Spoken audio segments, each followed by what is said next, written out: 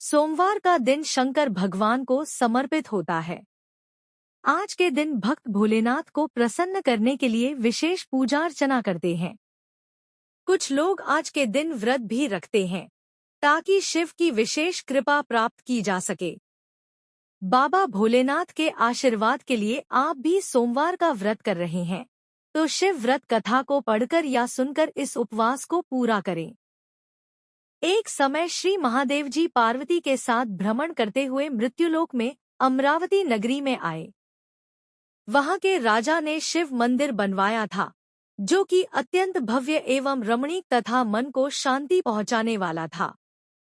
भ्रमण करते समय शिव पार्वती भी वहां ठहर गए। पार्वती जी ने कहा, हे नाथ, आओ आज इसी स्थान पर चौसरपान से खेलें। खेल प्रारंभ हुआ। शिवजी कहने लगे, मैं जीतूंगा। इस प्रकार उनकी आपस में वार्तालाप होने लगी। उस समय पुजारी जी पूजा करने आए। पार्वती जी ने पूछा, पुजारी जी बताइए जीत किसकी होगी?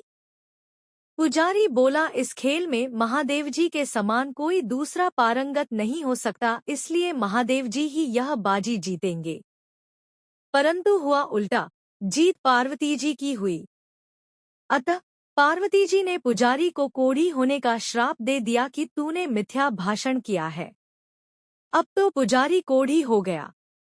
शिव पार्वती जी दोनों वापस चले गए। कुछ समय पश्चात अप्सराएं पूजा करने आईं। अप्सराओं ने पुजारी के उसके कोढ़ी होने का कारण पूछा। पुजारी ने सब बातें बता दी। अप्सराएं कहने लगी, पुजारी जी आप 16 सोमवार का व्रत करें तो शिवजी प्रसन्न होकर आपका संकट दूर करेंगे। पुजारी जी ने अप्सराओं से व्रत की विधि पूछी। अप्सराओं ने व्रत करने और व्रत के उद्यापन करने की संपूर्ण विधि बता दी। पुजारी ने विधिपूर्वक श्रद्धा भाव से व्रत प्रारंभ किया और अंत में व्रत का उद्यापन भी किया। व्रत के प्रभाव से पुजारी जी रोगमुक्त हो गए। कुछ दिनों बाद शंकर पार्वती जी पुनः उस मंदिर में आए तो पुजारी जी को रोगमुक्त देखकर पार्वती जी ने पूछा, मेरे दिए हुए श्राप से मुक्ति पाने का तुमने कौन सा उपाय किया? पुजारी जी ने कहा, है माता, अप्सराओं द्वारा बताए गए 16 सोमवार के व्रत करने से मेरा यह कष्ट दूर हुआ है। पार्वती जी ने भी 16 सोमवार का व्रत किया जिससे उनसे रूठे हुए कार्तिकेय जी भी अपनी माता से प्रसन्न होकर आज्ञाकारी हुए। कार्तिकेय जी ने पूछा, है माता, क्या कारण है कि मेरा मन सदा आपके चरणों में लगा रहता है? पार्वती जी ने कार्तिकेय को 16 सोमवार के व्रत का महात्म्य तथा विधि बताई। तब कार्तिकेय जी ने भी इस व्रत को किया तो उनका बिछड़ा हुआ मित्र मिल गया। अब मित्र ने भी इस व्रत को अपने विवाह होने की इच्छा से किया। फलत वह विदेश गया। वहां के राजा की कन्या का स्वयंवर था। राजा ने प्रण किया था कि हथिनी जिस व्यक्ति के गले में वरमाला डाल देगी उसी के साथ राजकुमारी का विवाह करूंगा। यह ब्राह्मण मित्र भी स्वयंवर देखने की इच्छा से वहां एक ओर जाकर बैठ गया। हथिनी ने इसी ब्राह्मण मित्र को माला पहनाई तो राजा ने बड़ी धूमधाम से अपनी राजकुमारी का विवाह उसके साथ कर दिया। तत्पश्चात दोनों सुखपूर्वक रहने लगे।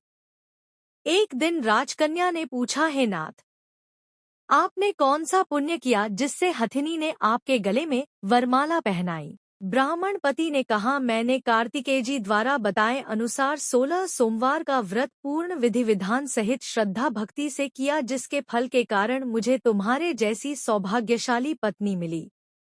अब तो राजकन्या ने भी सत्यपुत्र प्राप्ति के लिए व्रत किया और सर्वगुण संपन्न पुत्र प्राप्त किया। बड़े होकर पुत्र ने भी राज्य प्राप्ति की कामना से 16 सोमवार का व्रत किया। राजा के देवलोक होने पर इसी ब्राह्मण कुमार को राजगद्दी मिली। फिर भी वह इस व्रत को करता रहा। एक दिन उसने अपनी पत्नी से पूजा सामग्री शिवालय ले चलने को कहा, परंतु उसने पूजा सामग्री अपनी दासियों द्वारा भिजवा दी। जब राजा ने पूजन समाप्त किया तो आकाशवाणी हुई कि हे राजा, तुम इस पत्नी को त्याग दो, नहीं तो राजपाट से हाथ धोना पड़ेगा। प्रभु की आज्ञा मानकर उसने अपनी पत्नी को महल से निकाल दिया। तब वह अपने भाग्य को कोसती हुई एक बुढ़िया के पास गई और अपना दुखड़ा सुनाया तथा बुढ़िया को बताया, मैं पूजन सामग्री राजा के कहे अनुसार शिवालय में नहीं ले गई और राजा ने मुझे निकाल दिया। बुढ़िया ने कहा, तुझे मेरा काम करना पड़ेगा। उसने स्वीकार कर लिया। तब बुढ़िया ने सूत की गठरी उसके सिर पर रखी और बाजार भेज दिया। रास्ते में आंधी आई तो सिर पर रखी गठरी उड़ गई। बुढ़िया ने डांटकर उसे भगा दिया। अब रानी बुढ़िया के यहाँ से चलते चलते एक आश्रम में पहुंची। गुसानी जी उसे देखते ही समझ गए कि यह उच्च घराने की अबला विपत्ति की मारी है।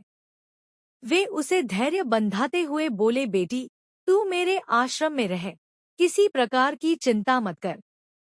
रानी आश्रम में रहने लगी, परंतु जिस वस्तु को वह हाथ लगाती वह वस्तु खराब हो जाती। यह देखकर गुसानी जी ने पूछा, बेटी किस देव के अपराध से ऐसा होता है?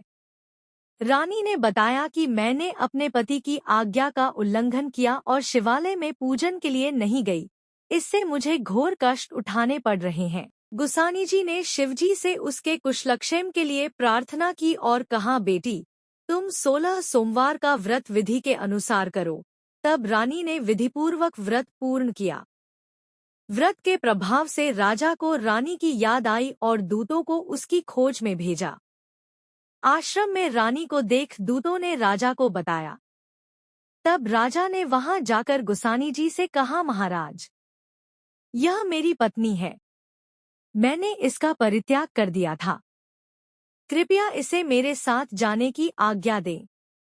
शिवजी की कृपा से प्रतिवर्ष 16 सोमवार का व्रत करते हुए वे आनंद से रहने लगे और अंत में शिवलोक को प्राप्त हुए। कथा सुनने के पश्चात शिवजी की आरती जय शिव ओंकारा गाएं।